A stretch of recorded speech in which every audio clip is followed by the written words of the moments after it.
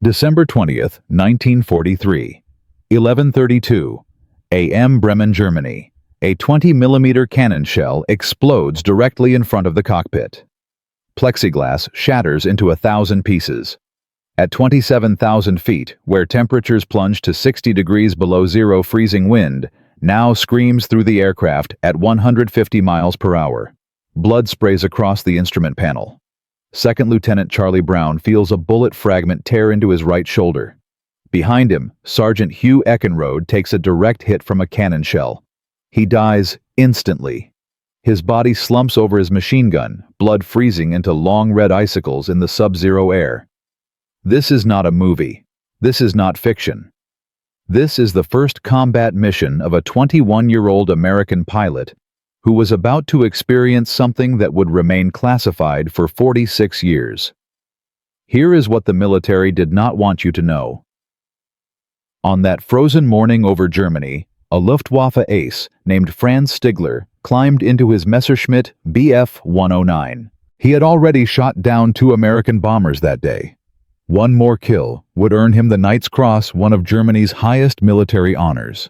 He spotted a crippled B-17 limping across the sky at barely 100 feet. An easy target, a guaranteed medal.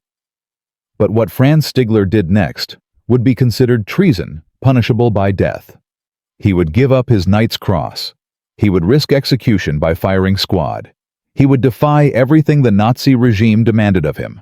And 46 years later, that decision would lead to one of the most incredible reunions in military history.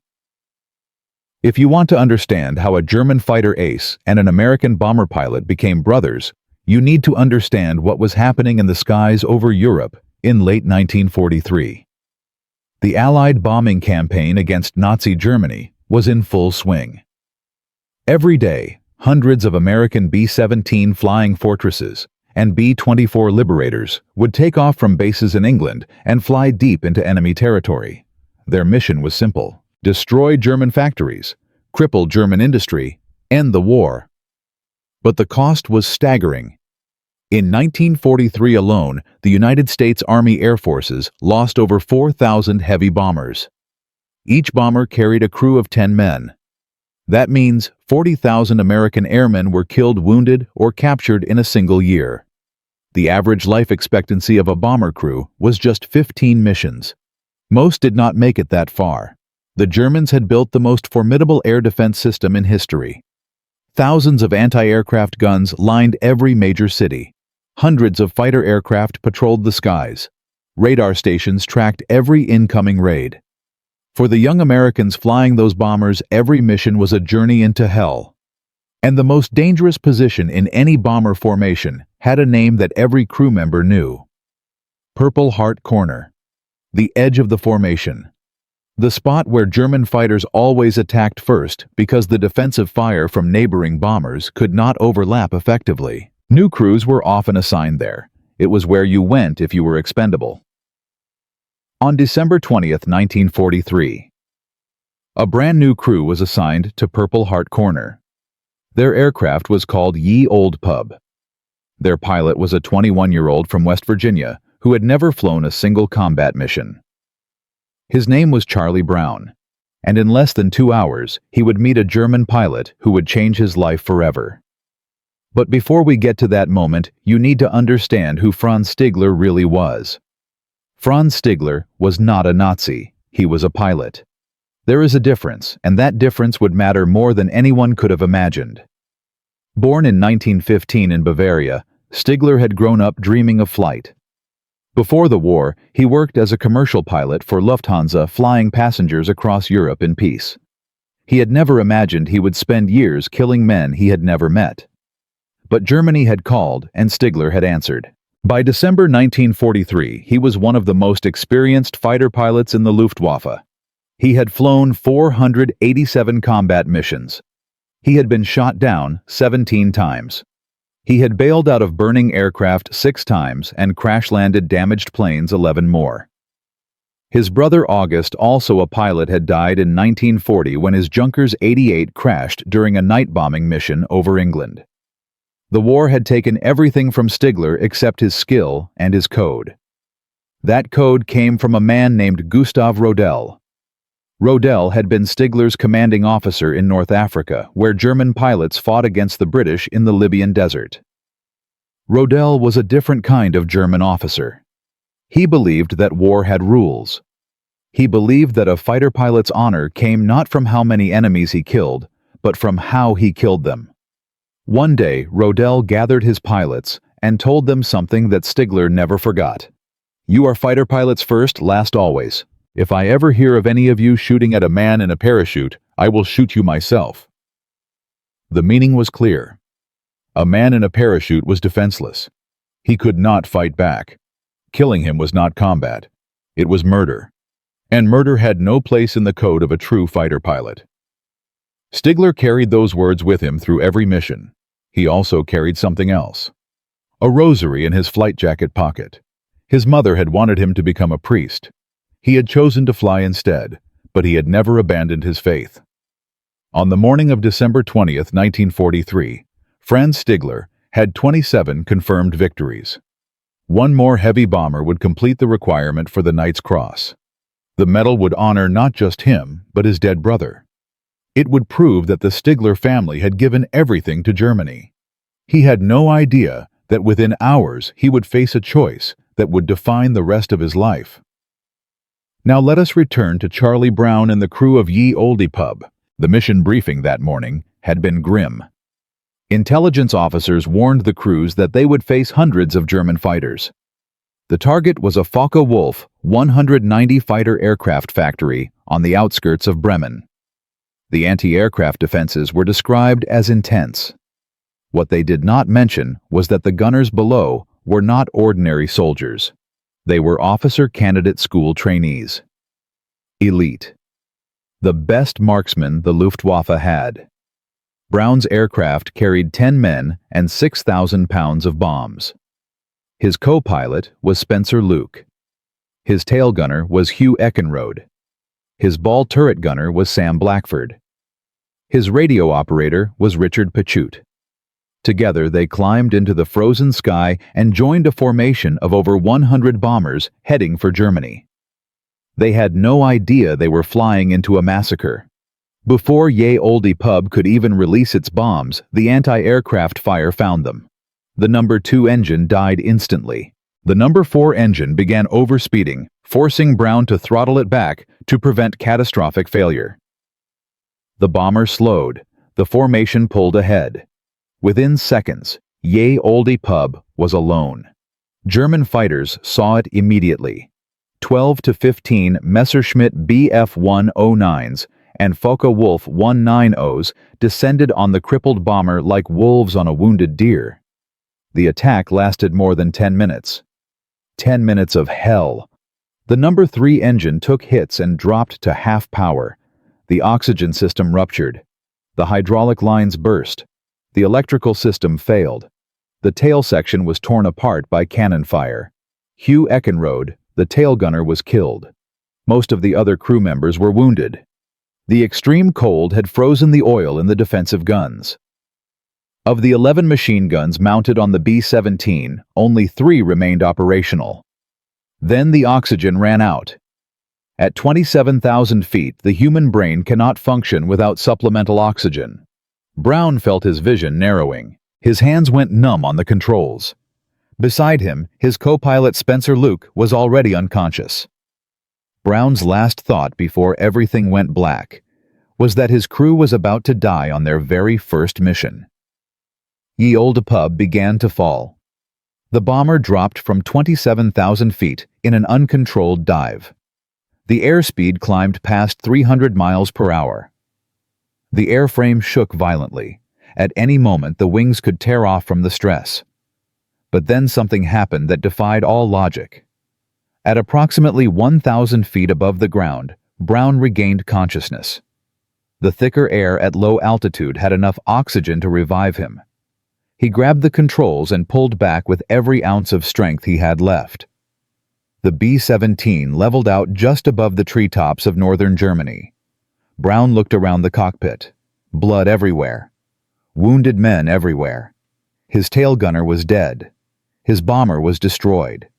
and he had just flown directly over a German fighter airfield. On that airfield, Franz Stigler was refueling his Messerschmitt. He looked up and saw Ye Olde Pub limping across the sky. His finger would soon rest on the trigger of his twin machine guns and 20mm cannon. One squeeze. That was all it would take. The Knight's Cross would be his. But what Franz Stigler saw through his gun sight would change everything he believed about war, about honor, and about the enemy he had been taught to hate. Stigler climbed into his fighter. The engine roared to life. Within minutes he was airborne and closing fast on the crippled American bomber.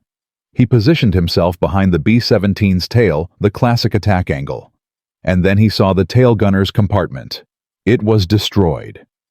Through the massive holes in the fuselage, Stigler could see the body of a young American slumped over his machine gun. Blood had frozen in long red icicles from the shattered turret. The man was clearly dead. Stigler pulled his fighter alongside the bomber and looked through more holes in the aircraft skin. He saw wounded men trying to help other wounded men. He saw a crewman with blood covering his face. He saw another whose leg had been torn open by shrapnel. He saw the pilot and co-pilot struggling to keep the aircraft in the air. None of them were fighting. None of them could fight. They were just trying to survive. In that moment, Franz Stigler remembered the words of Gustav Rodel. The Americans were not hanging from parachutes, but they might as well have been. They had no working guns. They had no speed. They had no way to defend themselves. Shooting them down would not be a victory. It would be an execution. Stigler felt the weight of the rosary beads in his flight jacket pocket. He made his decision. Franz Stigler would not shoot down this bomber. He would not kill these men. He would not earn his Knight's Cross this way. But sparing them was not the same as saving them. The American bomber was flying deeper into Germany. It was heading the wrong direction. If Brown continued on this course, he would fly over more German airfields, more anti-aircraft batteries, more fighter squadrons. Someone else would shoot him down. The crew would die anyway. Stigler had only one option left. And it was an option that could get him executed. He would escort an enemy bomber to safety. In Nazi Germany, this was treason. A German pilot who allowed an enemy aircraft to escape faced court-martial. If found guilty, the sentence was death by firing squad. There would be no trial, no defense, no appeal. Stigler knew exactly what he was risking. He did it anyway. What happened next would remain classified for nearly half a century. The United States military would order Charlie Brown to never speak of this incident. The story would be buried in secret files. But in Part 2, you will see how Franz Stigler escorted a dying American bomber through the most heavily defended airspace in Europe. You will see the impossible flight across 250 miles of frozen ocean. You will see 9 Americans survive because one German pilot chose mercy over glory. And you will discover why the military wanted this story to stay hidden forever. In Part 1, you witnessed the impossible. A 21-year-old American pilot named Charlie Brown flew his first combat mission over Bremen, Germany. His B-17 bomber was torn apart by cannon fire. His tail gunner was killed instantly. His crew was wounded. His aircraft was dying. And a German ace named Franz Stigler had him in his gun sights. One squeeze of the trigger would have earned Stigler the Knight's Cross. But he did not fire. He saw the dead American hanging from his shattered turret. He saw wounded men trying to save other wounded men. He remembered the words of his commander. "You are fighter pilots. If I ever hear of any of you shooting at a man in a parachute, I will shoot you myself." Franz Stigler made his decision. He would not kill these men. But here is what you do not know yet. Sparing the Americans was only the beginning. What Stigler did next was so dangerous, so absolutely forbidden, that it could have gotten him executed by his own countrymen. He did not just refuse to shoot down an enemy bomber. He escorted it to safety. Through the most heavily defended airspace in Europe, past radar stations, past anti-aircraft batteries, past German fighter bases. For over 30 minutes, a Luftwaffe ace flew wingtip to wingtip with an American bomber daring anyone to fire at them.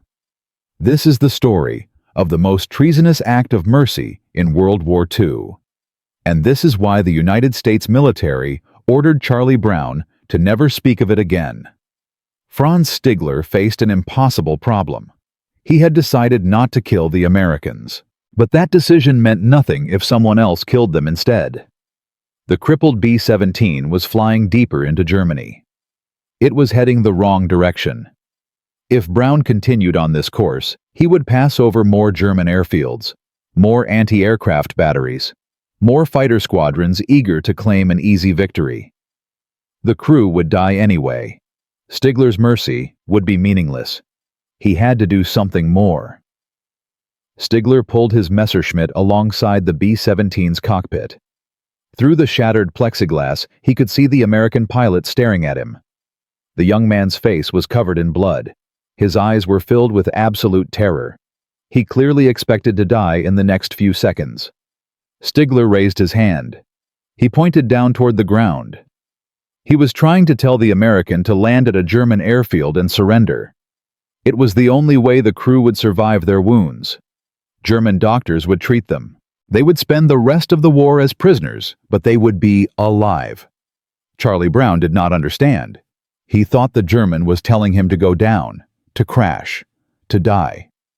Brown shook his head. Stigler pointed again. This time he pointed north toward Sweden, neutral territory. If the Americans could reach Sweden, they would be interned but alive. Medical treatment would be waiting. Their wounds would be healed. Brown still did not understand. He kept flying west toward England, 250 miles across the North Sea in a bomber that was falling apart. A journey that should have been impossible. Stigler realized he had only one option left. He would fly alongside the enemy bomber. He would escort it through German airspace. He would use his own aircraft as a shield. In Nazi Germany, this was treason. The punishment was death by firing squad. No trial, no defense, no appeal. A German pilot who allowed an enemy aircraft to escape faced court-martial and execution. Stigler knew this. Every Luftwaffe pilot knew this. The regulations were clear. The consequences were absolute. Stigler did it anyway. He maneuvered his Messerschmitt Bf-109 into close formation on the left wing of the B-17. So close that the two aircraft were flying just feet apart. So close that from the ground the silhouettes would merge into one shape. So close that any German anti-aircraft gunner looking up would see the distinctive outline of a Bf-109 and hold his fire. This was Stigler's gamble. The Luftwaffe operated captured B-17s for training and secret missions. German ground crews were trained to recognize these aircraft. If they saw a German fighter flying in formation with an American bomber, they might assume it was one of their own captured planes being escorted somewhere. They might not shoot. It was desperate. It was insane. It was the only chance the Americans had. Inside Ye Olde Pub, Charlie Brown watched the German fighter slide into position beside him. His heart pounded against his ribs. He had ordered his top turret gunner Bertrand Coulombe to aim at the German, but not fire. Brown did not understand what was happening. Was the German toying with them? Was he radioing for reinforcements? Was this some kind of trap?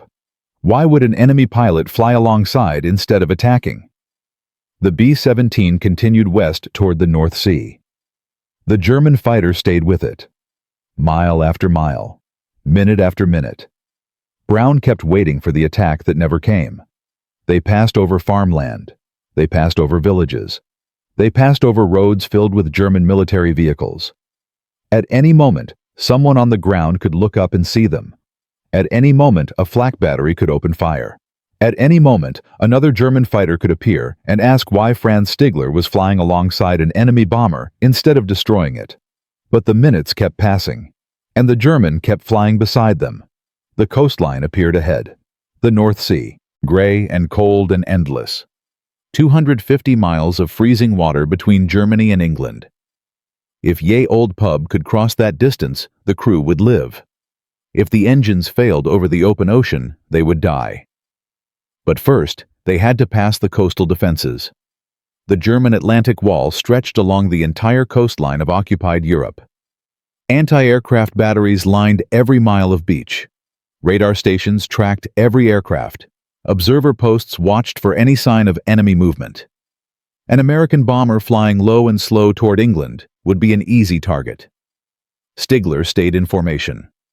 He flew so close to the B-17 that his wingtip nearly touched the bomber's fuselage. He was daring the anti-aircraft gunners to fire. If they shot at the B-17, they would hit him too. If they recognized his aircraft, they would hold their fire. The gamble worked. The coastal batteries did not shoot. The radar stations tracked two aircraft flying in formation and assumed they were friendly. Pub crossed over the beach and headed out over the gray waters of the North Sea. Franz Stigler had done the impossible.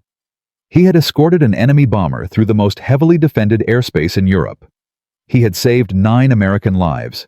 He had committed treason against his own country to spare men he had never met. But Stigler could not follow them to England. His fuel was running low. His radiator was still damaged from the bullet lodged inside it during his earlier combat. If he landed in Britain, he would spend the rest of the war as a prisoner. He had to turn back. He had to return to Germany and pretend that none of this had ever happened. Stigler pulled his fighter alongside the B-17 cockpit one last time. Charlie Brown was staring at him through the shattered window. Their eyes met. 2 young men from opposite sides of a terrible war. Separated by a few feet of frozen air. United by something neither of them could explain. Stigler raised his hand to his forehead. He saluted the American pilot. Then he banked his Messerschmitt to the left and disappeared into the gray sky, heading back toward Germany. Brown watched him go.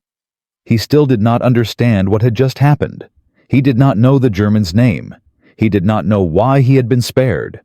All he knew was that a man who should have killed him had chosen to let him live. But Charlie Brown's ordeal was not over. He was now 250 miles from England in an aircraft that was barely flying. 3 engines were damaged. The 4th was unreliable. The hydraulic system was destroyed. The crew had no oxygen, no heat, no working radio. 1 man was dead. 6 more were wounded.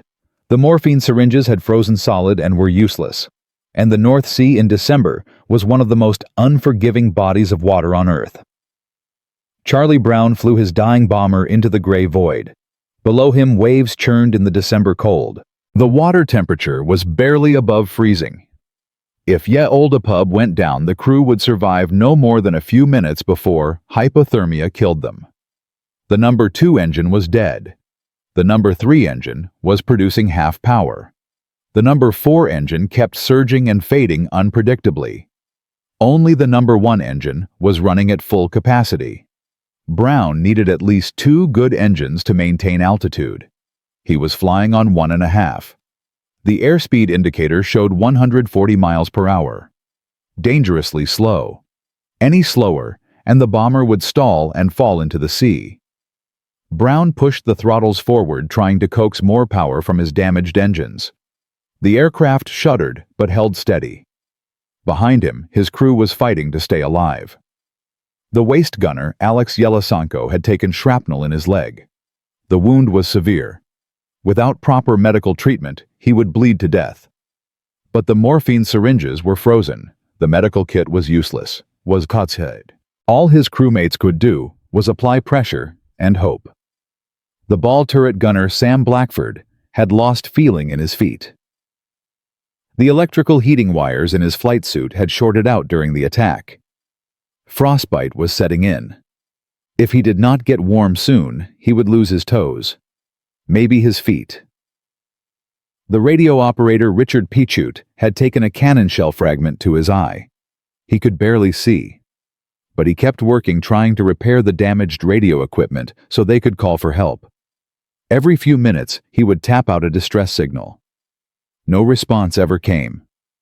In the tail section, Hugh Eckenrode's body remained where he had died. There was no way to move him. There was no time to mourn him. The living had to focus on staying alive. Brown calculated the distance in his head. 250 miles at 140 miles per hour. Nearly 2 hours of flight time. 2 hours in an aircraft that could fall apart at any moment. 2 hours over water so cold it would kill them in minutes. He did not know if they would make it. But he knew they had to try. Mile after mile, the B-17 limped westward. The engines coughed and sputtered. The airframe groaned under the stress of holding together. Brown's hands ached from gripping the controls. His shoulder throbbed where the bullet fragment had hit him. But he did not let go. He could not let go. 9 lives depended on him. After what felt like an eternity, the coast of England appeared on the horizon. Brown had never seen anything more beautiful in his life. Green fields, gray cliffs, home.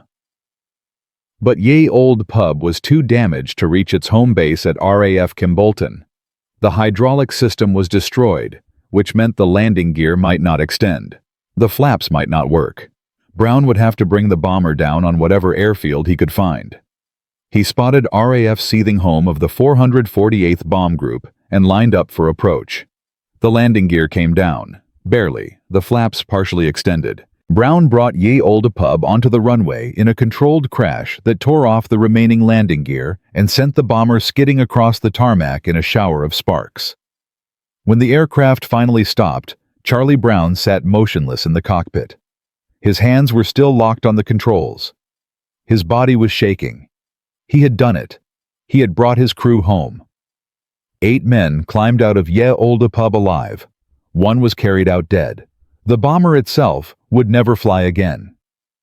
It was sent back to the United States and sold for scrap metal.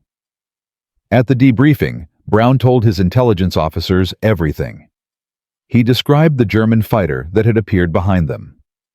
He described how the pilot had flown alongside instead of attacking. He described the salute before the German turned away.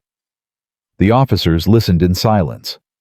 When Brown finished, they gave him an order that would haunt him for the next 46 years. He was never to speak of this incident again. The story was classified, top secret, buried in files that would not see daylight for nearly half a century. No one could know that a German pilot had shown mercy to an American crew. It would create sympathy for the enemy. It would complicate the narrative of good versus evil that the war demanded. Brown was ordered to forget. He obeyed. He kept the secret. He told no one. Not his family, not his friends, not even his fellow pilots.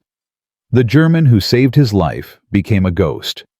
A memory he could never share. 300 miles away, Franz Stigler landed his Messerschmitt at his airfield near Bremen. He told no one what he had done. If anyone discovered that he had escorted an enemy bomber to safety, instead of destroying it, he would be court-martialed. He would be executed. His family would be disgraced. Everything he had fought for would be erased. Stigler kept the secret too. He never received his Knight's Cross. He never told his commanding officers why he had returned from that mission without a victory. He carried the weight of his decision alone. 2 men on opposite sides of a war, each carrying a story they could never tell, each wondering if the other had survived, each haunted by a moment of humanity in the midst of destruction. The war continued. Charlie Brown flew more missions over Germany. Franz Stigler kept fighting for a cause he no longer believed in. The months turned into years. Germany fell. The Nazis were defeated. The world moved on. But the secret remained. 46 years would pass before Charlie Brown finally broke his silence. 46 years before he began a search that everyone told him was impossible. 46 years before he discovered that the German pilot who saved his life was still alive. And living less than 200 miles away. In Part 3, you will witness the most incredible search in military history. You will see a man spend 4 years hunting for a ghost. You will see letters sent to archives across 2 continents. You will see dead ends and false hopes and crushing disappointments. And you will see the moment when Charlie Brown opened an envelope from Canada and read 3 words that changed everything. I was the one. In Part 1, you witnessed a massacre in the sky over Bremen. A 21-year-old American pilot named Charlie Brown watched his crew get torn apart by German fighters. His tail gunner was killed. His bomber was destroyed. and a Luftwaffe ace named Franz Stigler had him dead in his gun sights. In Part 2, you saw the impossible. Stigler did not fire. He escorted the crippled American bomber through the most heavily defended airspace in Europe. He risked execution by firing squad. He gave up his Knight's Cross. He saved 9 American lives. Then both men were ordered to forget. The United States military classified the story. Franz Stigler buried the secret to protect himself from execution. 2 men on opposite sides of the world, each carrying a memory they could never share, each wondering if the other had survived. 46 years passed. And then Charlie Brown decided to break his silence. What happened next is one of the most incredible searches in military history. A 4-year hunt across 2 continents. Dead ends. False hopes. Crushing disappointments. And finally, an envelope from Canada containing 3 words that would change everything. I was the one. The war ended in May of 1945. Charlie Brown went home to West Virginia. He finished college. He married. He started a family. In 1949, he rejoined the Air Force and built a career in military intelligence. He rose through the ranks steadily. Lieutenant, captain, major, lieutenant colonel. He retired in 1972 after 25 years of service. He settled in Miami, Florida. He started a combustion research company.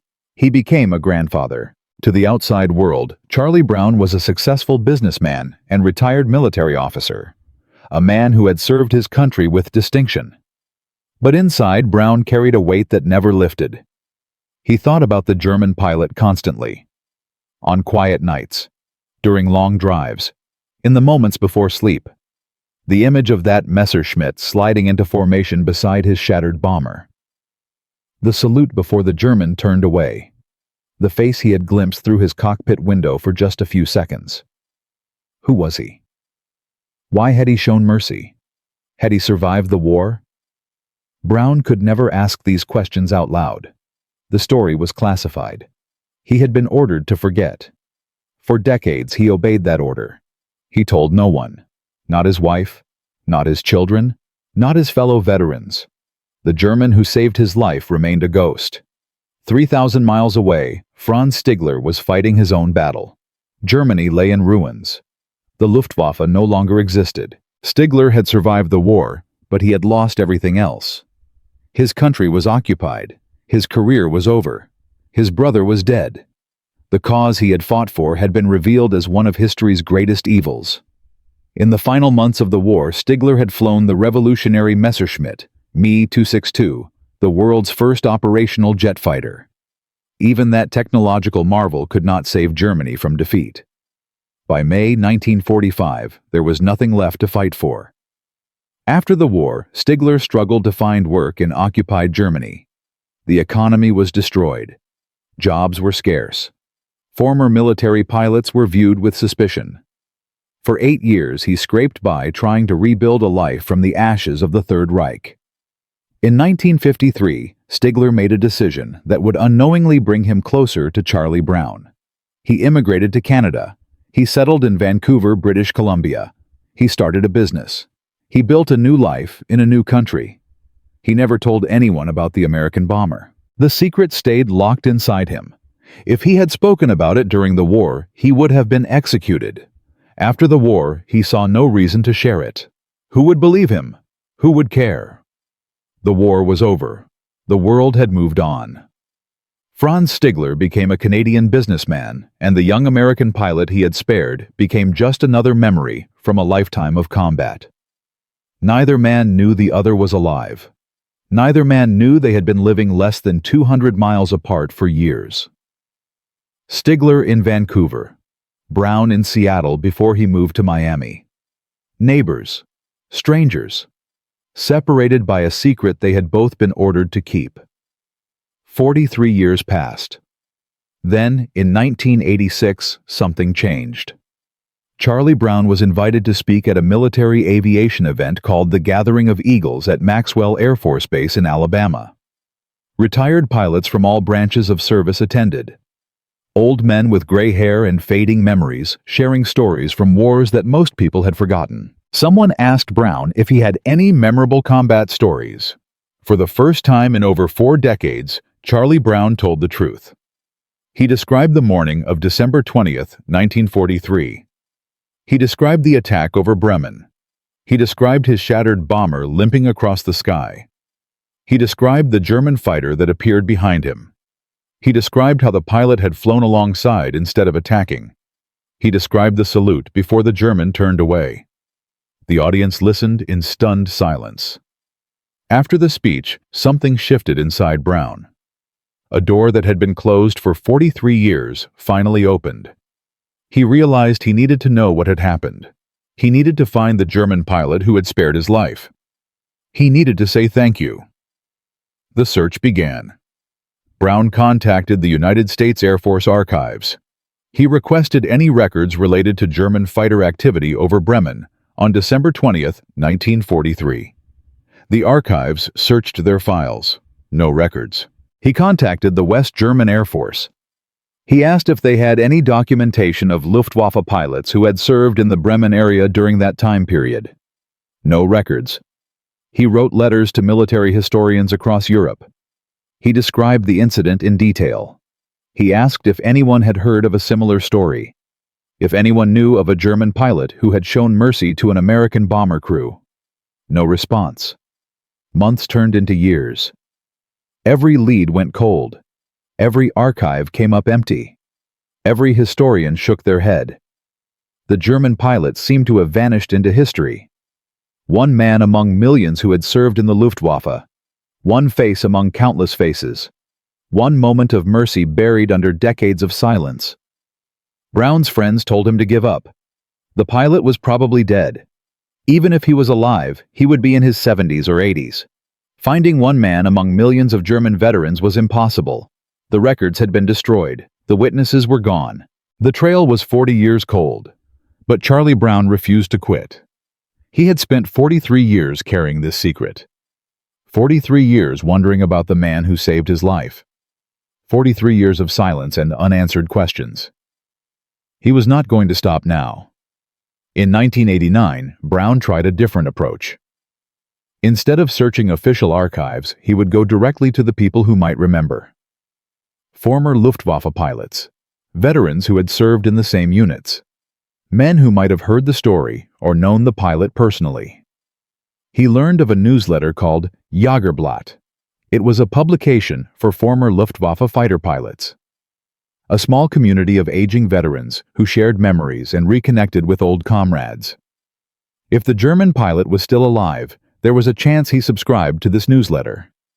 Brown wrote one final letter. He described the encounter in precise detail. The date: December 20th, 1943. The location: over Bremen, Germany. The aircraft: a B-17, Flying Fortress serial number unknown, nicknamed Yeah Olde Pub. The damage: tail section destroyed, multiple engines out, crew wounded, one man dead. He described how the German fighter had appeared behind them, how it had moved alongside instead of attacking, how the pilot had pointed toward the ground, then toward the north, how the fighter had escorted them to the coast, how the pilot had saluted before turning away.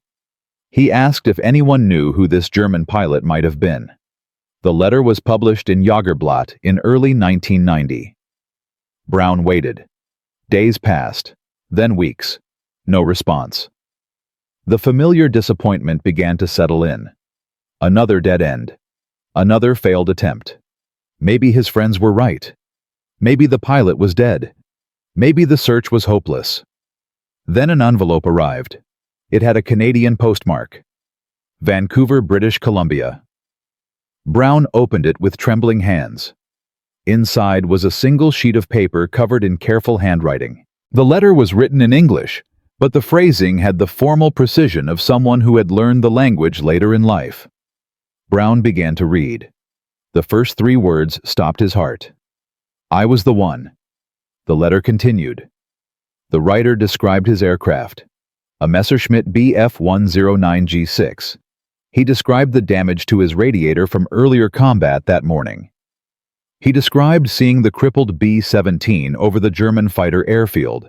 He described taking off to intercept. He described the destroyed tail section. The body of the young American slumped over his machine gun, the blood frozen into icicles, the wounded men visible through the holes in the fuselage. He described his decision not to fire. He described the escort to the coast. He described the salute. Every detail matched, every single detail. There was no doubt. The letter was signed with a name Brown had never known. Franz Stigler. Brown sat motionless for a long time. Tears streamed down his face. After 4 years of searching. After 46 years of silence. After a lifetime of wondering. He had found him. The German pilot was alive. Brown called directory assistance for Vancouver, British Columbia. He asked for a phone number for Franz Stigler. The operator found it. Brown dialed with trembling hands. A voice answered. An old man with a German accent. Brown identified himself. He said he was the pilot of the B-17. He said he had received the letter. He said he had been searching for 4 years. There was a long pause on the other end of the line. Then Franz Stigler began to cry. The two men talked for hours. They discovered that they had spent years living just 200 miles apart. Stigler in Vancouver. Brown in Seattle before his move to Miami. They had been neighbors and never known it. They agreed to meet in person. That summer, a hotel lobby in Florida. Two enemies from a war that had ended half a century ago. Two old men who had carried the same secret for 46 years, finally about to see each other face to face. Franz Stigler had waited 46 years to learn if his decision had mattered. 46 years of wondering if the American bomber had made it home. 46 years of carrying a secret that could have gotten him killed. Now he knew. The crew had survived. Charlie Brown had lived. He had raised a family. He had built a career. He had become a grandfather. All because Stigler had lifted his finger from the trigger. Charlie Brown had waited 46 years to say 2 words. Thank you. Now he would finally have the chance. But the reunion that awaited them would be more powerful than either man could have imagined. It would not just bring closure to a wartime secret. It would create a bond that would last for the rest of their lives. It would bring together families separated by war. It would inspire millions of people around the world. And it would prove that even in the darkest moments of history, mercy could survive. In Part 4, you will witness the reunion. You will see 2 old men embrace in a hotel lobby weeping like children. You will see a German fighter ace welcomed as an honorary member of an American bomber group. You will see 25 people standing in a room who would never have been born if Stigler had pulled the trigger. You will see Brown receive the Air Force Cross, one of the highest honors in American military history. You will see Stigler receive the Star of Peace for his act of wartime humanity. You will see their story reach millions of people through books, songs, and documentaries. And you will see how 2 men who met as enemies became brothers. Brothers who would talk on the phone every week. Brothers who would spend holidays together. Brothers who would die in the same year, just 8 months apart, as if one could not bear to live too long without the other. The story of Charlie Brown and Franz Stigler is almost complete. But the final chapter is the most powerful of all. In Part 1, you witnessed a massacre in the sky. A 21-year-old American pilot named Charlie Brown flew his first combat mission over Bremen, Germany. His B-17 was torn apart. His tail gunner was killed. A German ace named Franz Stigler had him dead in his gun sights. In Part 2, you saw the impossible. Stigler did not fire. He escorted the crippled bomber through the most heavily defended airspace in Europe. He risked execution. He gave up his Knight's Cross. He committed treason to save 9 American lives. In Part 3, you watched a search that lasted 4 years. Charlie Brown hunted across 2 continents for the German pilot who had spared him. Dead ends, false hopes, and finally, an envelope from Canada containing 3 words that changed everything. I was the one. Now you will witness what happened when these two men finally met. You will see a reunion so powerful it made grown men weep. You will see a German fighter ace welcomed into an American bomber group. You will see 25 people standing in a room who would never have been born if Stigler had pulled the trigger. And you will understand why this story matters more today than ever before. On a summer day in 1990, Charlie Brown walked into a hotel lobby in Florida. He was 67 years old. His hair had turned gray. His body carried the scars of a war that had ended 45 years ago. But his heart was pounding like he was 21 again. Like he was back in that shattered cockpit. Like he was watching a German fighter slide into formation beside him. Franz Stigler was waiting for him. He was 74 years old. His face was lined with age. His hands trembled slightly from the years. But his eyes were the same eyes that had looked across at Brown through the frozen air over Germany. The same eyes that had seen the dead tail gunner. The same eyes that had made a decision that defied everything the war demanded. The two men saw each other across the lobby. For a moment, neither moved. 46 years of wondering. 46 years of silence. 46 years of carrying a secret that no one else could understand. Then they walked toward each other and embraced. A friend of Brown's had brought a video camera to record the reunion. The footage shows two old men holding each other and weeping. Their shoulders shake. Their voices break. They do not let go for a long time. When they finally separated, Stigler looked at Brown, and the weight of nearly half a century lifted from his shoulders. He had wondered for so long whether his decision had mattered, whether the American bomber had made it home, whether the crew had survived their wounds, whether his act of mercy had been worth the risk.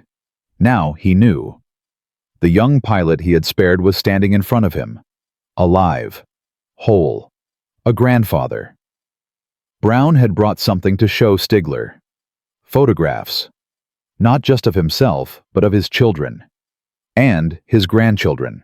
All the people who existed because Stigler had lifted his finger from the trigger in 1943. Stigler stared at the photographs. His eyes filled with tears again.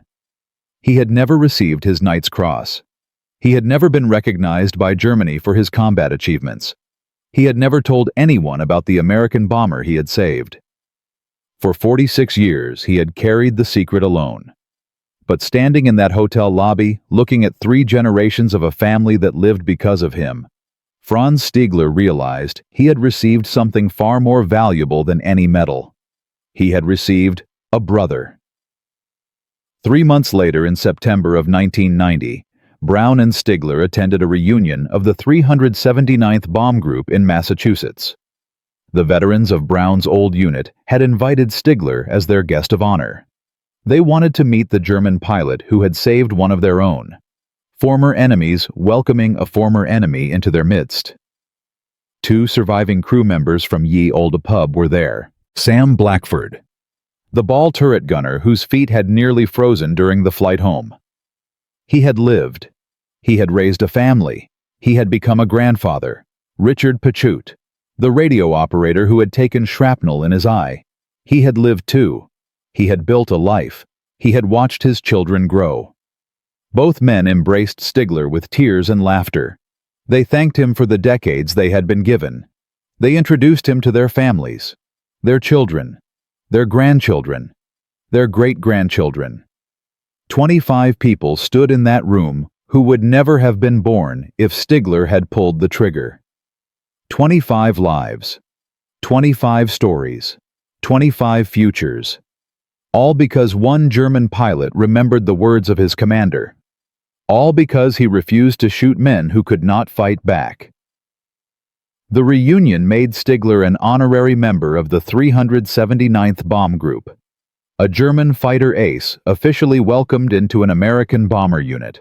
Former enemies, now brothers. It was unprecedented. Word of the story began to spread. Newspapers picked it up. Television stations requested interviews. Brown and Stigler found themselves invited to speak at air museums, civic organizations, and military gatherings across the United States and Canada. They traveled together whenever they could. The American bomber pilot and the German fighter ace, standing side by side, telling their story to audiences who had never heard anything like it. Veterans in the crowd would weep openly. Young people would approach them afterward, shaking their hands, thanking them for sharing something so powerful. People said the story had restored their faith in humanity. People said it proved that even in the darkest moments of war, compassion could survive. But the true legacy of their story was not the speeches or the interviews or the media attention. It was the bond between two men who should have been enemies. Brown and Stigler talked on the phone every week. They visited each other's homes. They went fishing together. They celebrated holidays together. The friendship between them was deeper than anything either man had experienced since the war. Stigler gave Brown a book about German fighter jets. Inside the front cover, he wrote an inscription that Brown would treasure for the rest of his life. Stigler explained that in 1940 he had lost his only brother to the war. His brother August, also a pilot, had died when his Junkers 88 crashed during a night bombing mission over England. The loss had haunted Stigler for decades. But then he wrote something that made Brown weep. He wrote that on December 20th, 1943, 4 days before Christmas, he had been given the chance to save a B-17 from destruction. He wrote that the pilot of that bomber had become as precious to him as his brother had been. He signed it with 2 words: "Your brother." The recognition came slowly at first, then all at once. In 1993, the Combatants Federation of Europe presented Franz Stigler with the Star of Peace. The award honored soldiers who had demonstrated exceptional humanity during wartime. Stigler was one of only a handful of German veterans ever to receive it. But Stigler always insisted that he did not deserve special praise. He had simply done what any honorable man would do. He had refused to murder defenseless men. He had followed a code that valued human life over military glory.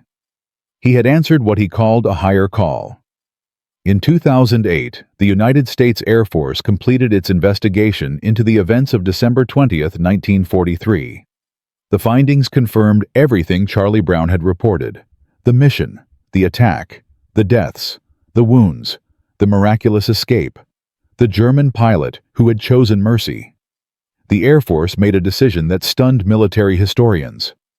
Each surviving crew member of Ye Olde Pub would receive the Silver Star, one of the highest awards for valor in combat. For the crew members who had already died, the medals would be awarded posthumously to their families. 9 silver stars for 1 bomber crew. But the Air Force was not finished.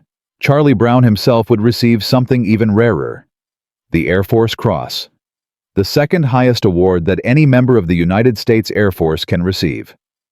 It is given only for extraordinary heroism in combat. No other World War II bomber crew had ever been collectively honored in this way. The men of Ye Olde Pub became one of the most decorated crews in the history of American military aviation. 65 years after their mission, they finally received the recognition they deserved. The story of Brown and Stigler reached millions through a book called A Higher Call, published by author Adam Makos in 2012. Makos had spent years interviewing both men, traveling to the locations where the events had taken place, researching archives in the United States and Germany. The book became a New York Times bestseller. Readers were captivated by the story of 2 enemies who became brothers. Military historians praised the research. Veterans said it captured something essential about war and the choices men make within it. In 2014, a Swedish heavy metal band called Sabaton released a song about the incident. They called it "No Bullets Fly."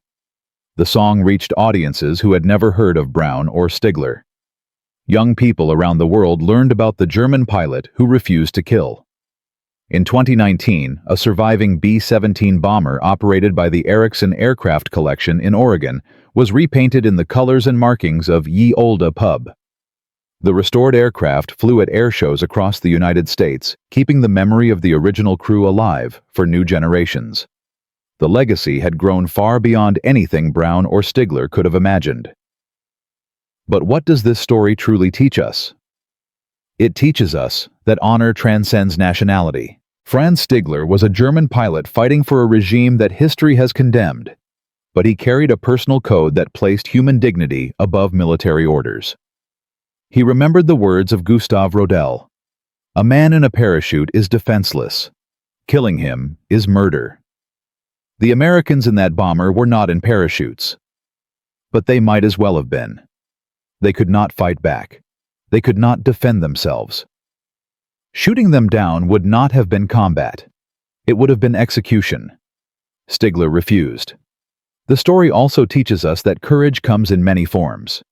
We often think of courage as charging into battle, running toward danger, fighting against impossible odds. But there is another kind of courage. The courage to show mercy when everyone expects you to kill. The courage to defy orders that violate your conscience. The courage to risk your own life to save the lives of your enemies. Franz Stigler could have earned his Knight's Cross that day. He could have been celebrated as a hero of the Reich. Instead, he gave it up. He chose something that no medal could represent. And finally, this story teaches us that reconciliation is possible. Even after the most terrible wars, even after decades of silence, even after hatred has been drilled into nations for generations, two men who met as enemies became brothers. They proved that the bonds of humanity are stronger than the divisions of war. There is one final detail that most people do not know. Franz Stigler died on March 22, 2008. He was 92 years old. He passed away in Vancouver, British Columbia, the country that had given him a second life after the war destroyed his homeland. Charlie Brown received the news in Florida. The man who had become his brother was gone. After 18 years of friendship, after hundreds of phone calls, after all the reunions and speaking tours and shared memories. Brown was devastated, but he was also at peace. He knew that Stigler had died knowing the truth. The B-17 had made it home. The crew had survived. The decision he made over Germany in 1943 had mattered. His act of mercy had rippled across generations. 8 months later, on November 24, 2008, Charlie Brown died in Miami. He was 87 years old. The two men who had met as enemies over the skies of Germany, who had become brothers across the divide of war, who had spent the last years of their lives telling their story to the world. They died in the same year, just 8 months apart, as if one could not bear to live too long without the other. The descendants of the Ye Olde pub crew now number in the hundreds: children, grandchildren, great-grandchildren, great-great-grandchildren, teachers, doctors, soldiers, artists, engineers, parents. Every single one of them owes their existence to a German pilot who chose not to pull the trigger. That is the true legacy of December 20th, 1943. Not medals, not awards, not books or songs or restored aircraft. People. Living, breathing human beings who exist because one man answered a higher call. From a German fighter ace who had every reason to kill to an American bomber pilot who had no way to survive. Franz Stigler proved that even in total war, even when nations demand absolute hatred, individual human beings can choose a different path. He gave up his Knight's Cross to save 9 American lives. In return, he received something that no medal could ever represent: a brother, a family, a legacy that would outlive him by generations, and the knowledge that his act of mercy had mattered. That is the power of one decision. That is the weight of one moment.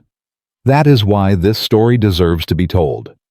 If you know someone who needs to hear this, share it with them.